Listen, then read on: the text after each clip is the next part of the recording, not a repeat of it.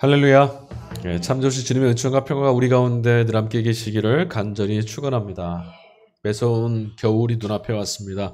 여러분, 우리 마음, 우리 영혼뿐만 아니라 우리 육체도 강건하여서 하나님께서 베풀어 주신 은혜를 충만히 누리고 기쁨과 감사함으로 그날이 옴을 준비하며 살아갈 수 있기를 간절히 축복합니다. 자, 오늘 우리가 함께 읽은 성소일가 말씀들 1독서부터 3독서 말씀까지 우리가 읽었는데요. 오늘 이 본문의 말씀들이 공통적으로 우리에게 전해주고 있는 물음이 있습니다. 그것은 과연 절망 중에 있을 때도 소망을 품을 수 있겠는가라고 하는 물음입니다. 여러분 어떠세요? 우리가 아무 일 없을 때, 평안할 때는 소망을 갖는 것들이 어렵지 않지만 고난 중에 있을 때, 힘든 일 중에 있을 때, 절망 속에 있을 때에도 소망을 잃지 않고 붙잡는다는 것이 만만하던가요? 여러분 어떻습니까? 지금 소망을 품고 계십니까? 성경을 읽다 보면 성경 안에 두 가지의 시간이 흐르고 있다는 것을 우리는 알게 됩니다. 성서를 구성하고 있는 두 가지의 시간인데요. 첫 번째는 과거로부터 미래로까지 자연스럽게 흐르고 있는 시간들입니다.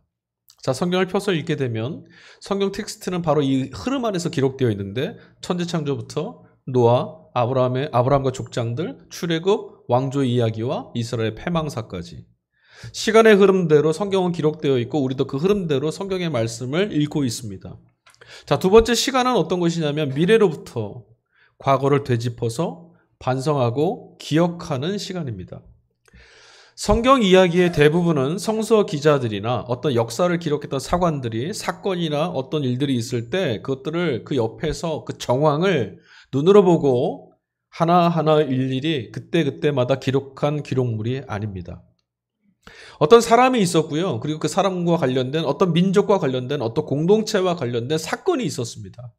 그리고 시간이 한참 흐른 뒤에 결국은 역사라는 것이 사람의 힘이나 사람의 어떤 능력이나 사람들이 주고받았던 말들, 상황과 여건에 있지 않고 하나님 말씀대로 역사가 쓰여지는 것이었구나. 이 사실을 깨달았던 사람들이 나타났어요.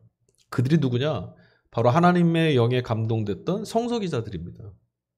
그래서 성서기자들은 현실의 나락으로 추락해버린 이스라엘 공동체, 민족 공동체를 향해서 오늘도 하나님께서 역사하고 계시지 않느냐, 오늘도 하나님이 역사를 주관하고 계시지 않느냐, 이 사실을 기억하고 우리의 삶의 방향을 돌이켜서 하나님께로 회개하라고, 다시 한번 반성하는 역사 가운데 참여하라고 촉구합니다.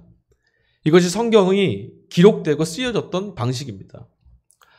여러분, 오늘도 우리가 힘을 다해서 역사를 배워야 되는 이유가 바로 여기에 있습니다. 여러분, 비록 오지 않은 내일을 우리가 바꿀 수는 없지만 적어도 과거를 잊지 않고 우리의 지나간 발자취를 기억해낸다면, 그럴 수만 있다면 과거와 똑같은 시련과 고난이 찾아왔을 때 우리는 적어도 무너지지 않을 수는 있습니다. 그래서 저는 모든 일을 통해서 우리가 배워야 할 것들은, 배워야 할 것 하나만 구하라고 한다면, 우리가 기억해야 될 것, 해야 될 것을 구한다면 저는 배워야 되는 일이라고 생각해요. 우리가 지나온 시간들 여러분 후회하고 안타까워하면서 절망하면서 보내지 마시고요. 배우십시오. 이래서 힘들었구나. 이래서 망했던 거구나. 오늘 기쁜 일이 있으면 좋다 그러면서 그냥 지나치지 마십시오. 우리의 걸음이 누구에게 잇대어 있기 때문에 이렇게 평안했고 이렇게 행복한 것이구나 배워야 합니다. 이것을 놓치면 망합니다. 현재의 고난이나 뜻하지 않는 어려움들, 이러고 일어나는 것, 발생하는 것, 이거 우리는 어쩔 수 없습니다. 아무리 원하지 않아도요, 불쑥불쑥 드러나고요, 와서 이제 좀 가라 해도 지 마음대로 가지 않습니다. 그러나 여러분, 우리가 그저 흘려보내지 않고 그런 일들 가운데서도 살고 죽는 것, 생명이 하나님께 있다라는 사실만큼은 배워야 합니다. 이 사실만 배우시면 괜찮은 겁니다. 여러분, 신명기는 민족의 지도자였던 모세가 외쳤던 설교문이었죠. 이스라엘 공동체, 가나안에 들어가게 될 그들에게 주었던 설교문이었습니다. 그렇다고 한다면 오늘 우리가 함께 읽은 1독서 본문 여호수아서 24장은 다음에 리더십을 이양받았던 여호수아가 전했던 마지막 설교라고 우리가 읽어도 됩니다. 새로운 광야 행진을 앞두고 시내산 언약으로 하나님과 우리가 이런 관계, 이런 언약을 맺은 백성이다. 이 관계 안으로 들어와라 초대했던 모세처럼 오늘 여호수아도 이제 이 강을 건너 가나안에 들어가게 될 때 거기서부터 시작해야 될 새 출발을 앞두고 이스라엘 공동체 모두를 세겜 땅에 도착했을 때 하나님과의 새로운 언약 관계로 들어와라. 하나님과 맺은 이 언약의 관계 안에 살아가자라고 공동체를 초대하고 있습니다. 그래서 오늘 우리가 읽은 이 본문을 세겜에서의 언약갱신 또는 세겜 언약이라고도 부릅니다. 우리는 앞서 제가 언급한 것처럼 시간의 흐름대로 우리 구약 성경을 읽어요. 오늘 일독서 본문도 시간의 흐름대로 우리는 읽었습니다. 이제 가나안에 들어가게 되면서 여호수아가 이스라엘 공동체한테 이렇게 말했고 그들이 그 말씀에 응답한 거구나라고 읽었습니다. 근데 성서학자들은 이 본문을 두 번째 시간의 흐름에 잇대어서 해석하고 읽으라고 권합니다. 무슨 말이냐? 이 견해에 따르면 이 본문은요, 가나안에 입성할 때 그들이 기록했던 본문이 아니라 대략 그로부터 한 1000년 정도 지난 이후에 그때 무슨 일이 있었냐면 바로 바벨론 포로기로 떨어졌었거든요. 바벨론 포로기에 떨어졌던 이스라엘 공동체가 그날을 기억하면서 왜 우리가 이런 지경, 이런 형편에 떨어졌을까 돌아보고 그럼 이제 어떻게 해야 하는가? 이제 우리는 어디에 잇대어 있어야 하는가? 자신들 안에 있던 신앙을 고백하는 내용이다라고 해석합니다. 바벨론에 패망하고 나서요, 이스라엘 백성들은 늘 이렇게 질문했어요. 물론 모두가 그런 건 아닙니다. 어떤 사람들은 바벨론에서의 삶이 참 좋더라. 오히려 이스라엘 유대 땅에서 우리가 살 때보다 훨씬 더 풍요롭더라. 문화도 세련돼 있고 살만하더라. 그래서 여기서 익숙하게 지나가는 사람들이 있었는가 하면 성서 기자들처럼 하나님의 영에 감동된 이들은 끊임없이 질문했습니다. 왜 우리가 이곳 바벨론의 포로로 살고 있는가?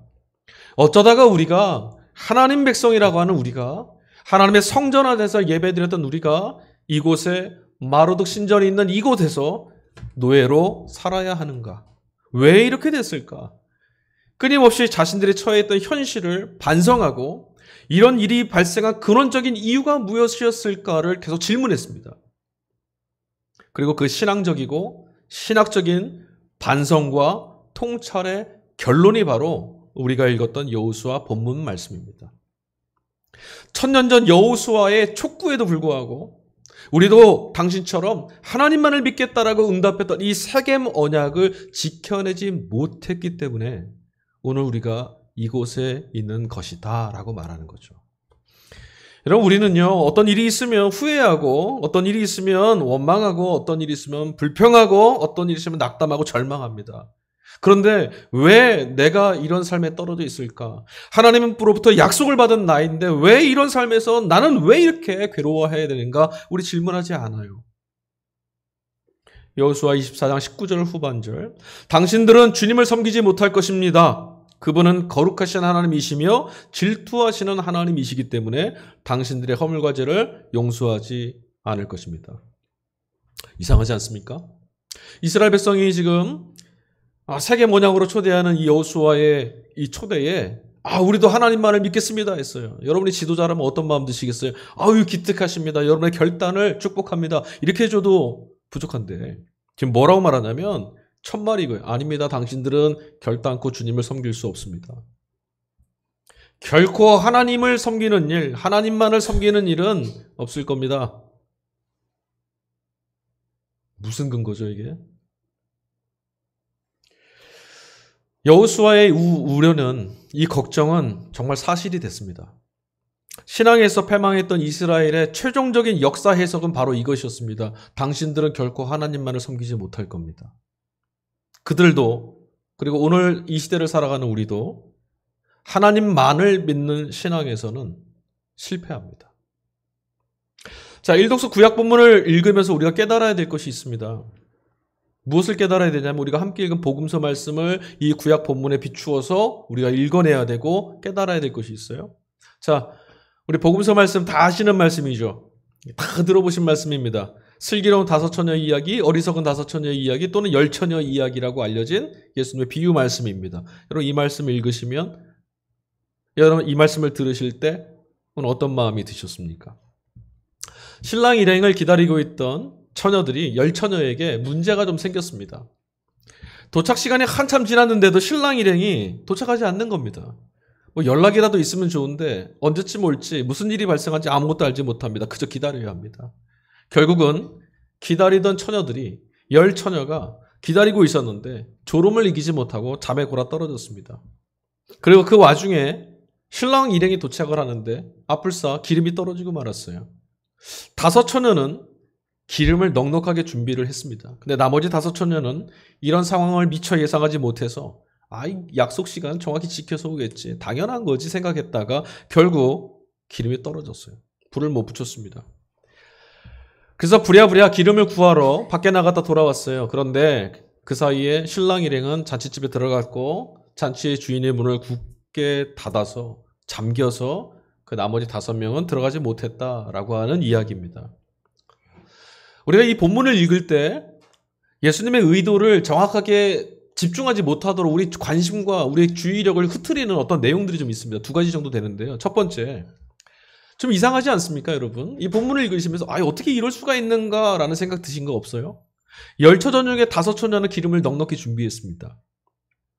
언제 올지 모르지만 지금 오늘 본문에 보니까 신랑 일행이 도착했다는 소식을 듣고 나서 일이 생겼거든요. 자, 그러면 보십시오. 우리가 기름이 좀 떨어졌다. 좀 나누어 다오. 이 10처녀는 한 마을에 있던 친구들일 겁니다. 그러면 여러분 같으면 어떻게 하시겠어요? 여러분 같으면 어떻게 하시겠어요? 잘 모르겠어요? 그럼 예수님이라면 여러분에게 어떻게 가르치셨겠습니까? 예수님은 사랑하라, 섬겨라, 나누어라, 네 것도 내어주어라, 네 외투도 벗어주어라 말씀하셨던 분 아닙니까? 그런데 오늘 이 슬기롭다라고 예수님이 평가하신 이 처녀들은 안 된다라고 말했어요. 희한하죠? 근데 예수님은 이들을 보고 뭐라 했냐면 슬기롭다. 자, 이 잔치의 주인도 참 그렇습니다. 지금 놀다 온 것도 아니고요. 집에서 졸다 온 것도 아닙니다. 부랴부랴 신랑 일행을 잘 맞이하려고 기름 사러 갔다 왔어요. 문을 걸어 잠그고 늦었다. 안 열어줍니다. 너무나 냉담합니다. 인정머리라고는 하나도 없습니다. 여러분 어떠십니까? 이 본문을 읽으면서 이 두 부류의 사람들을 볼 때 마음이 좀 어렵지 않으세요? 도대체 이게 무슨 말일까? 예수님이 왜 이 이야기를 하고 있을까? 우리가 이 말씀을 읽을 때 마음이 어려운 것은 도덕과 윤리적인 가치로 이 본문을 이해하고 해석하고 평가하려고 하기 때문에 그래요. 예수님이 말씀하시려고 한 목적은 이게 아니거든요. 이들을 통해서 우리가 읽어내야 되는 것은 뭐냐면 이 본문 속에서 이들을 통해서 우리에게 예수님이 무엇을 전하시려고 하냐면 어떤 특별한 상황이 지금 처해 있다는 걸 말하는 거예요. 어떤 상황이냐면 어찌할 수 없는 상황. 내가 너에게 기름을 나누어줘도 별 수가 없고 되돌릴 수 없는 어떤 일이 지금 벌어졌다. 그런 상황에 놓이게 됐다라는 것을 이야기하려는 거예요. 이미 일어난 상황은 되돌릴 수 없어요, 여러분. 그렇죠? 우리 안에 찾아온 우리의 선택의 결과로 찾아온 어떤 삶의 결과들은 아무리 후회가 돼도 되돌릴 수 없습니다. 다시 돌아가서 일을 바꿀 수 없잖아요. 똑같은 얘기예요. 누구도 대신해 줄 수 없는 일들, 그런 상황, 그런 결과가 초래됐다라고 하는 말입니다. 자, 이 말씀을 읽다 보니까 주님과 우리 사이의 관계가 좀 기억이 나더라고요. 여러분, 지금 여러분, 예수님과 우리 사이의 관계는 어떻습니까? 여러분은 예수님과 어떤 관계 속에 계십니까? 예전에는 이만큼 친숙했는데 지금은 살짝 멀어져 있고 이 다음에 좀 나중에 조금 이 문제 해결하고 이런 상황 지나고 나서 더 친해져야지. 이러고 계십니까? 아니면 기억 못하고 있었는데요 하고 계십니까? 아니면 지금 더없이 예수님과 더 깊은 사랑의 관계 가운데 있습니다. 안타깝게도요, 이 관계를 대신해 줄 수 있는 사람은 아무도 없습니다. 주님과의 관계를 대체해 줄 수 있는 사람, 대신해 줄 수 있는 사람, 주님과의 친밀성 안에 다가갈 수 있도록, 주님과의 그 친한 사귐의 관계에 나갈 수 있도록 누가 대신해 줄 수 있겠습니까? 주님과의 관계는 모두가 제 몫입니다. 제가 목사이지만 제가 여러분을 대신해서 주님을 만나 드릴 수는 없습니다. 부모라 해도 마찬가지입니다. 부모라 해도 자녀 대신에 예수님을 대신 만나줄 수는 없습니다. 예수님과 나의 만남입니다. 이게 여러분 안타깝지만 종말에 우리 각자가 맞이해야 되는 운명, 종말이 다가오고 있는데 그 종말 앞에 서 있는 우리들 각자 자신의 운명입니다. 이 비유에서 중요한 것은 지금 우리가 이런 상황, 이런 형편, 종말이 다가오고 있는 이런 형편에 놓여 있다라는 걸 말하는 겁니다. 누구도 대신해 줄 수 없고 누구도 해결해 줄 수 없습니다. 이게 실감 나야 되는 거죠. 왜냐하면 예수님과 함께 하나님 나라가 지금 이곳에서 이미 시작되었기 때문이에요. 여러분, 예수님이 하나님 나라 나중에 올 거야라고 말씀하셨나요? 예수님은 2000년 전에 이 땅에 오실 때 이미 선포하셨습니다. 하나님 나라가 임하였다. 회개하고 복음을 믿으라. 하나님 나라가 어떻게 됐다고요? 시작됐어요, 여러분. 여러분은 어떻습니까? 하나님 나라가 지금 내 삶 가운데 시작됐습니까? 아니면 시작될 나라입니까? 시작됐다가 사라진 나라입니까? 지금 질문하셔야 됩니다. 당신의 교회, 당시에 이 복음서 말씀이 읽혀지고 서신서 말씀이 읽혀지던 당시 신약 교회, 곧 신약 초기 교회 공동체, 그들이 처했던 상황은 오늘 이 말씀에 읽었던, 이 비유 속에 읽었던 이 이야기, 이런 상황과 똑같은 처지에 처해 있었어요. 곧 오시겠다라고 약속하셨던 예수님의 재림은 어떻게 됐죠? 자꾸만 지연됐어요. 내일이면 오실까? 다음 달에는 오실까? 올해만 지나면 오실까? 그 주님의 재림이 자꾸 지연되다가 주의 부활을 증언했던 사도들이 하나씩 천국으로 떠났습니다. 그들이 떠나고 나서 증인되었던 이들이 떠나고 그 증인들의 증언을 믿으면서 주님의 재림을 정말 간절히 사모하고 있던 교회의 신앙인들도 한 사람 어느새 곁을 떠나기 시작했습니다. 그런데 고난과 박해는 여전합니다. 그러다 보니 신앙에서 이탈하는 사람들이 생겨나기 시작했어요. 바울의 서신서도 읽어보면 세상을 향해 떠나버린 데마 같은 사람도 있었고 신앙에서 이탈하고 변절한 이들이 하나 둘씩 교회 안에 계속 생겨납니다. 신랑 일행을 기다리다가 오늘 지쳐서 졸음에 떨어진 이 처녀들처럼 다시 오시겠다라는 예수님의 그 약속에 대한 기다림, 이 약속에 대한 믿음 점점 무뎌지기 시작했다라는 거예요. 이제 그런 날은 올 것 같지 않습니다. 재림 예전에 들었는데 오늘은 안 올 것 같습니다. 내일 올해 안에는 안 오실 것 같습니다. 예수님의 재림은 어느새 전설 같은 이야기가 되고 말았습니다. 현실의 시간이 전부인 것처럼 우리는 그냥 여기 휩쓸린 채 살아가고 있을 뿐입니다. 여러분 지금도 시간이 가고 있다는 것 다 알지만 시간이 지나가고 있다는 걸 인식하지 못합니다. 그날이 오고 있다는 것 까마득하게 잊고 삽니다. 여러분 이 아침에 주일 예배에 나오시면서 주님의 날이 지금 나를 향해 돌진해 오고 있다는 위기감 앞에서 하나님 앞에 이 안전한 주의 큰 바위 밑에 숨기신 주의 손길 가운데 거하려 이 안전한 평안을 찾으면서 달려나오셨습니까? 아무 생각 없으셨잖아요. 하지만 여러분 그렇다고 해서 우리가 또 기억할 것은 뭐냐면 일독서 본문에 등장했던 이 출애굽 공동체, 하나님만을 믿는 일에 실패했던 이 출애굽 공동체, 그리고 예수님의 비유의 말씀 속에 등장했던 어리석은 5 처녀들, 그리고 초기 교회에서 믿음을 지켜내지 못하고 실족했던 사람들, 신앙이 형편없었어, 믿음이 형편없는 사람들이야, 이렇게 단정 지으시면 곤란합니다. 우리가 이 상황에 이런 이들을 보면서 이 비유의 말씀 속에서 던져야 될 질문은 과연 무엇이 어떤 일들 때문에 이들이 실패했을까라고 하는 질문입니다. 여러분 이스라엘 백성들이 하나님을 믿었습니까? 안 믿었습니까? 이스라엘이 하나님 믿었습니까? 안 믿었습니까? 믿었습니다. 그럼 다시 이스라엘 백성이 하나님을 믿지 않았던 적이 있었습니까? 없어요. 이스라엘은 하나님을 믿지 않았던 적이 없습니다. 그들은 언제나 하나님 백성이었고 야훼가 우리의 하나님이시다라고 하고 살았어요.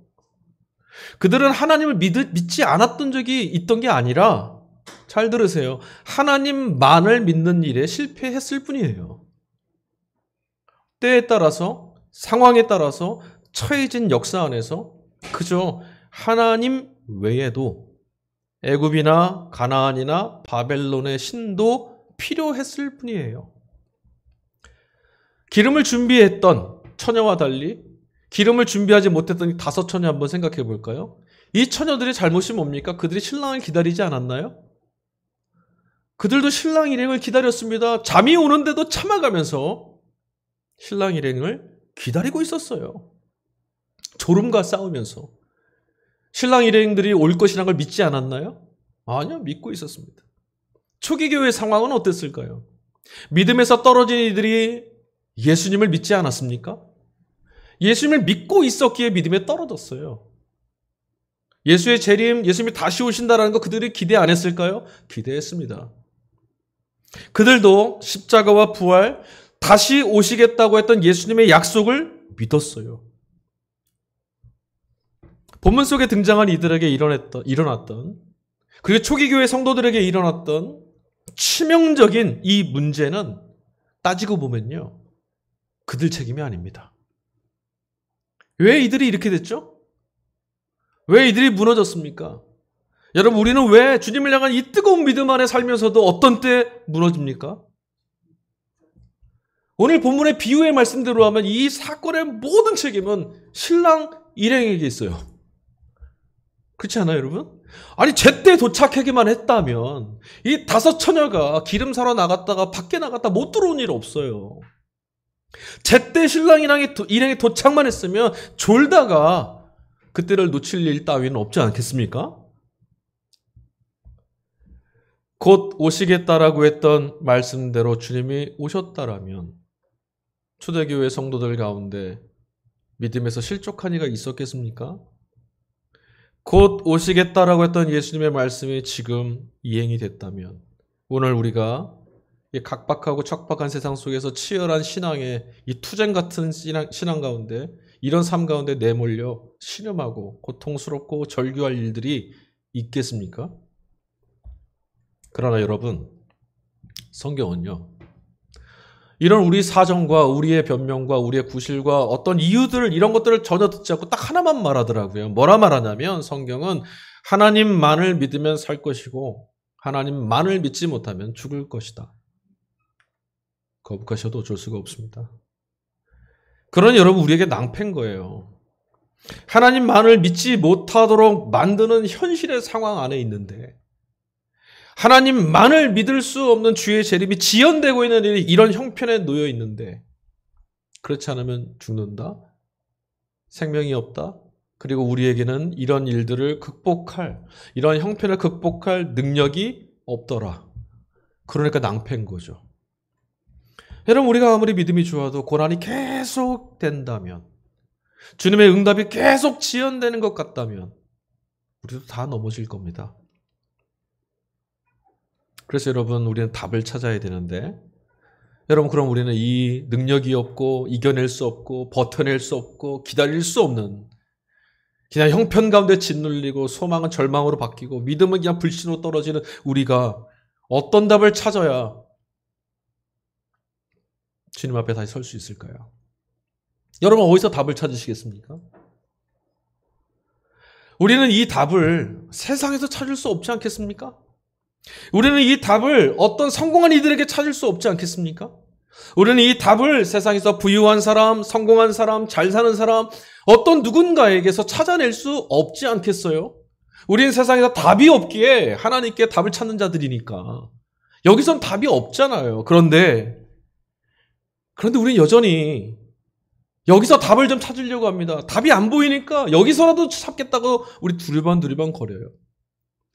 여러분, 우리는 2000년 기독교 역사 안에서 예수를 만났다고 말했던 증인들과 그 증인들의 고백을 듣고 믿고 살아온 아까 말한 믿음에서 실족한 이들 말고요. 믿음에서 성공했던 이들, 믿음을 지켜갔던 이들에게서 답을 좀 찾아야 돼요. 당신들은 도대체 무엇 때문에, 당신들은 어떻게, 무엇이 여러분들의 믿음을 지켜냈었던 겁니까? 물어야 되지 않겠습니까? 여러분, 제가 여러분들에게 이렇게 하면 부자 될 수 있습니다. 아무리 가르쳐도 여러분은 안 들으실 거예요. 그죠? 왜냐하면 저는 그런 거 해본 적이 없으니까. 근데 여러분, 어디 주식 투자해서 뭐 엄청난 부자가 된 분이 와서 간증하면 미어 터질 겁니다. 왜? 그 사람을 해봤으니까. 우리도 똑같잖아요. 이 믿음에서 실족하고 답이 없으면 이 믿음에 승리한 자들에게 물어보는 수밖에 답이 없어요. 초기교회 성도들이죠. 그들이 전한 우리는 이렇게, 우리가 당신들과 똑같지만 우리는 이렇게 이 믿음의 길을 지켜올 수 있었는데 이것 없었으면 우리도 똑같았어요 라고 말한 바로 그것을 우리가 찾아야 되죠. 그들의 신앙 전통, 그들이 어떤 신앙의 길 가운데 있었는지를 따르는 것, 여러분, 이게 사도적 전통에 위에 세워진 교회예요. 사도적 교회 그러니까 가서 전도 많이 하고 사도가 되라. 사도가 되라는 게 아니라 사도들의 증언과 그들의 삶과 그들의 전통 터 위에 세워진 교회란 뜻이에요. 사도들의 전통 안에서 여러분 답을 좀 찾으십니까? 베드로와 야고보와 요한, 바울에게서 여러분 답을 좀 찾으셨습니까? 요즘에 교회는 다른 곳에서 자꾸 답을 찾는 것 같아요. 복음과 하나님 나라 예수의 십자가와 부활에서 답 찾는 거 이제 포기한 것 같아요. 그 안에서 답을 찾기 위해서 신앙의 중심을 향해서 치열하게 달려갔던 이들의 이야기 귀 기울여 듣지 않는 것 같아요. 대신에 눈에 보이는 야 이렇게 했더니 성공했다더라. 이렇게 했더니 건강이 나았다더라.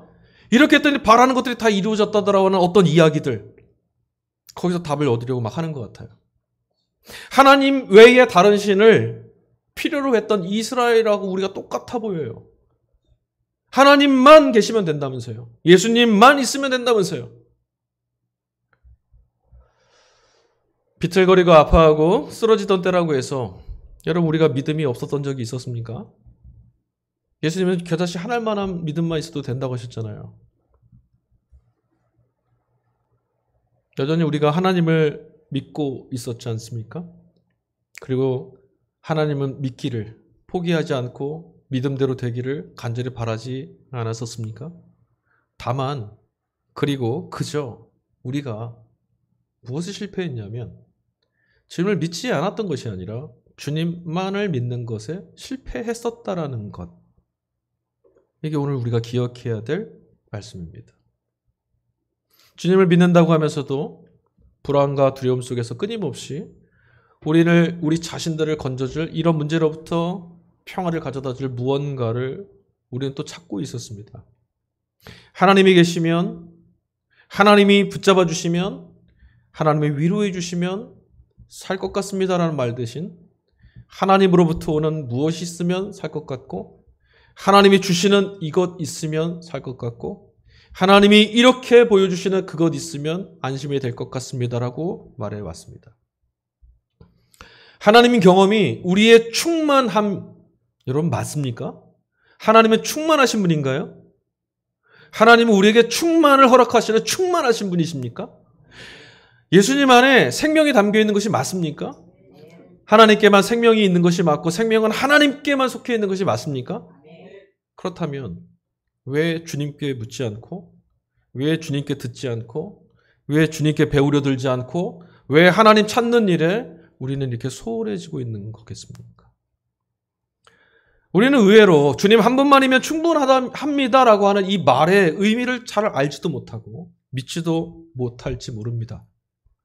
이유는 명확합니다. 왜냐하면 우리가 주님으로부터 오는 은혜를 경험하지 못했기 때문도 아니고요. 주님을 믿지 못했기 때문도 아닙니다. 우리가 주님을 믿을 때 하나님께로부터 부어지는 은혜가 우리를 채우고도 넘침이 된다라는 것을 경험해보지 못했기 때문이에요. 하나님 은혜 좋죠.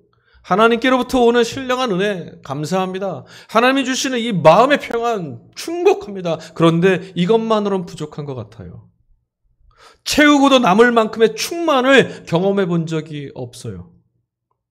예수님으로 인해서 여전히 부족한 것도 있고 예수님으로 인해서 여전히 내 바라는 것도 남아있고 여전히 내몰린 상황. 여러분 예수님이 우리 가운데 찾아오셨으면 이 모든 일들이 다 상대화돼야 돼요.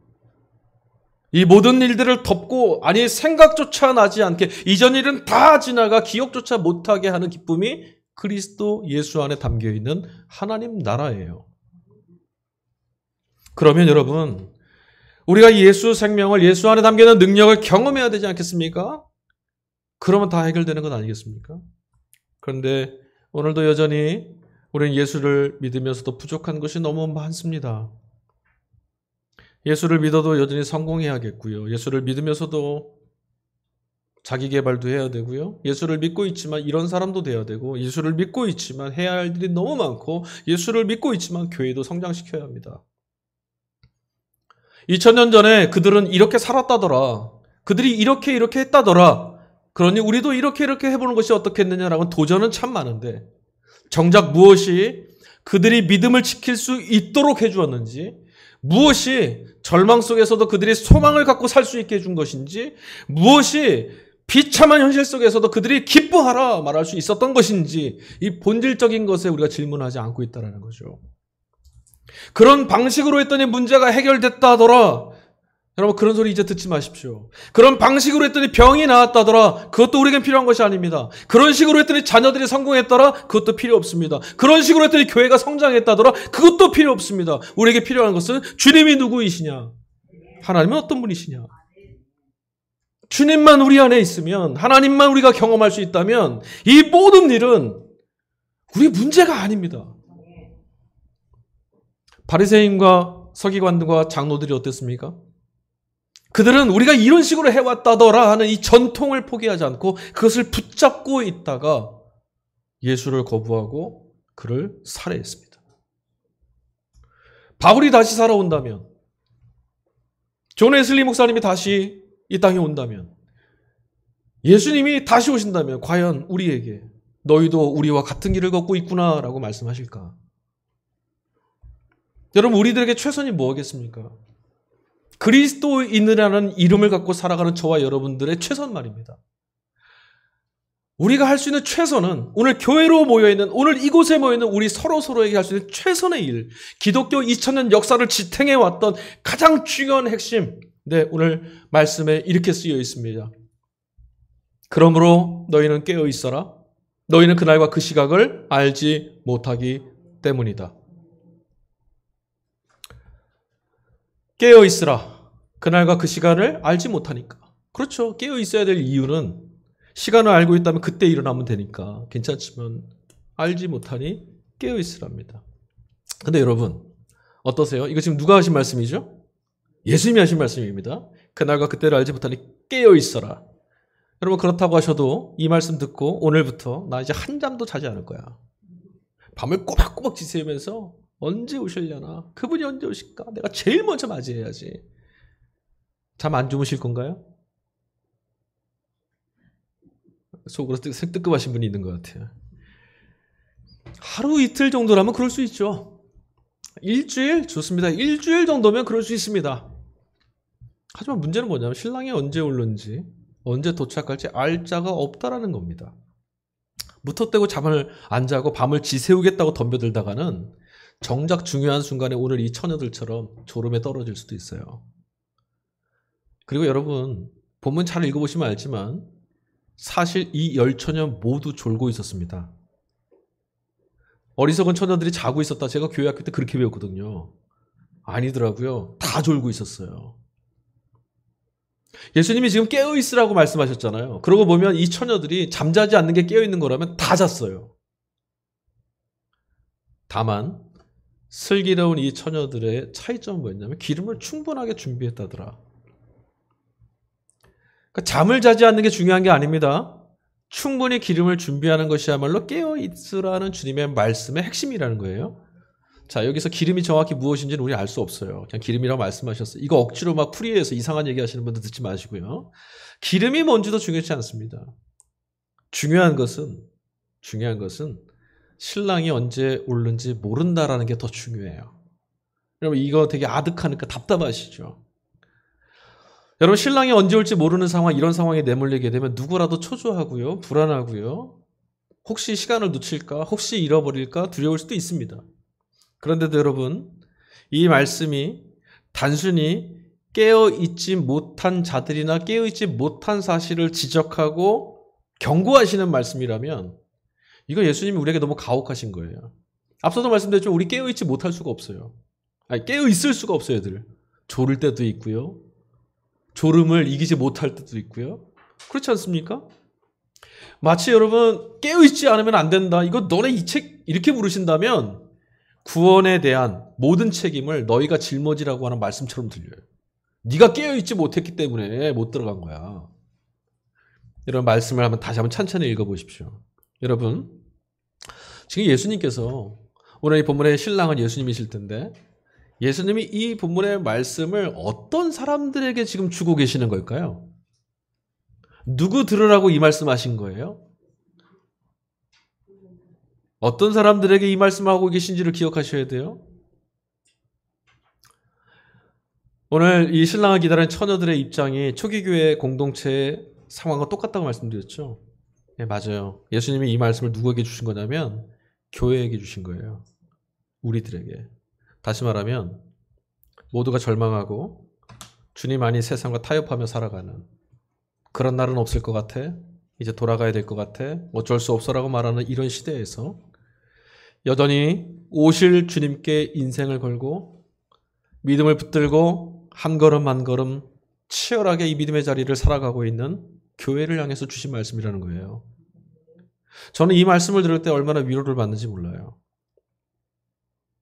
깨어있지 못한 어떤 이들에게 너희들은 이제 끝났어 이 말씀이 아니라 깨어 주님을 기다리고 주님께 모든 것을 걸고 살아가는 우리에게 주님 이 말씀 주시니까 너희는 들어올 거야.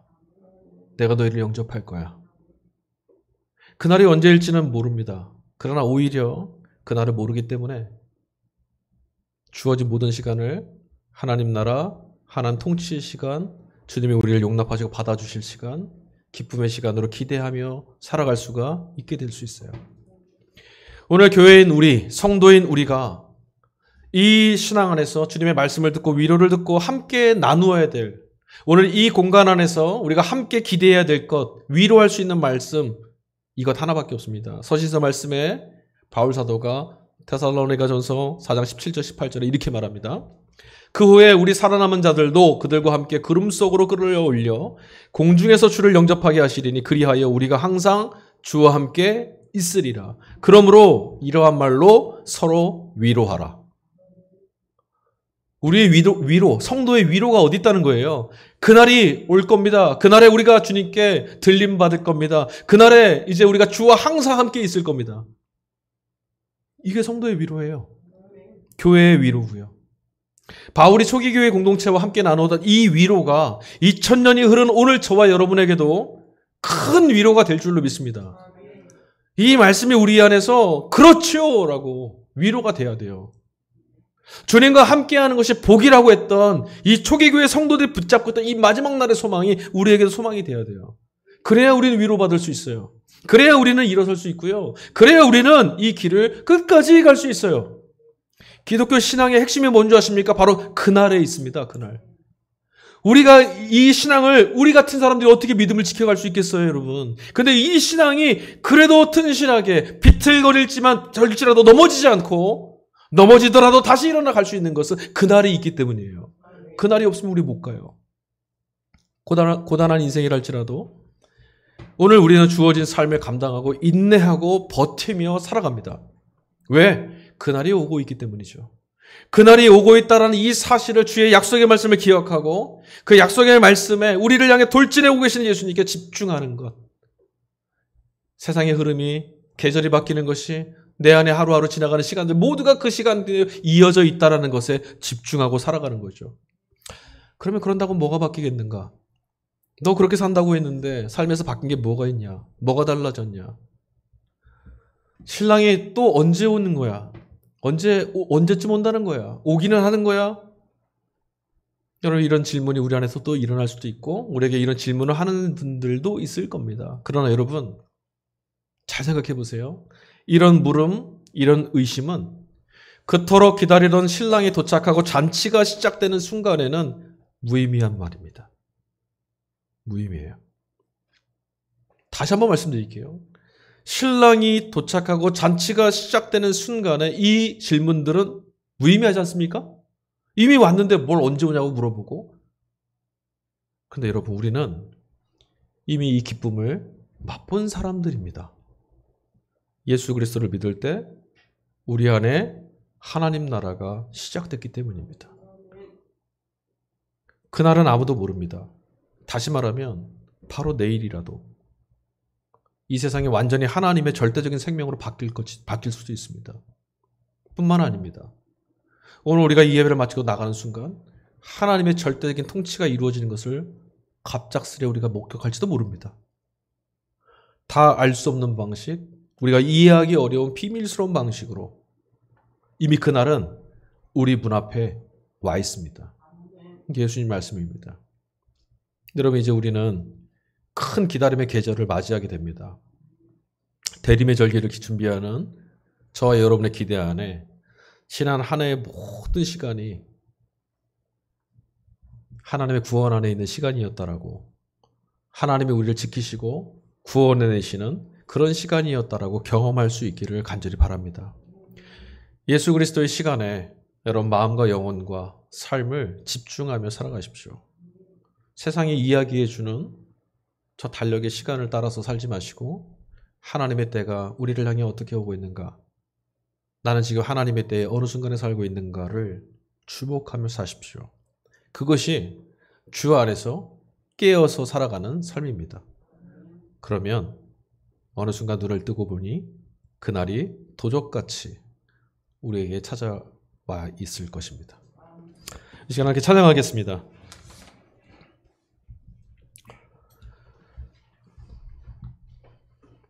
여러분, 우리가 서러워해야 될 것은 주 오심의 날들에 대한 기대감을 잃어버린 겁니다. 우리가 지금 긴장해야 될 것은 하나님의 약속이 지금 우리 안에서 이루어지고 있고 그분의 날과 그분의 역사와 그분의 나라가 완성되고 있다는 것에 시선을 놓치고 말았다는 겁니다. 여러분, 우리는 우리의 생각을 믿는 자들이 아니죠. 우리는 세상의 말을 나의 인생의 근거로 삼는 사람들도 아닙니다.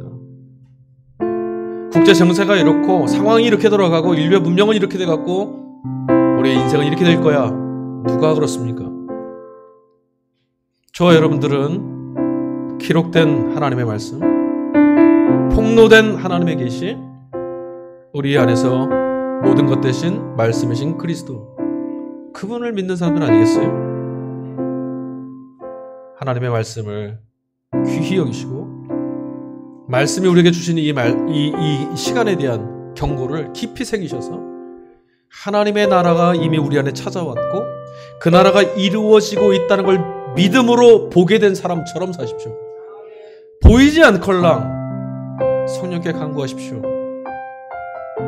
예수와 함께 하나님 나라가 이미 이곳에 왔는데 왜 내 눈에 보이지 않습니까, 주님?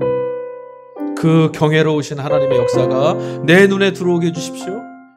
그날에 참여하는 자가 되게 해주십시오. 우리 기도했으면 좋겠습니다. 우리 찬양 같이 부르면서 하나님 앞에 나갑시다. 말씀 앞에서 경외함으로써 나갑시다.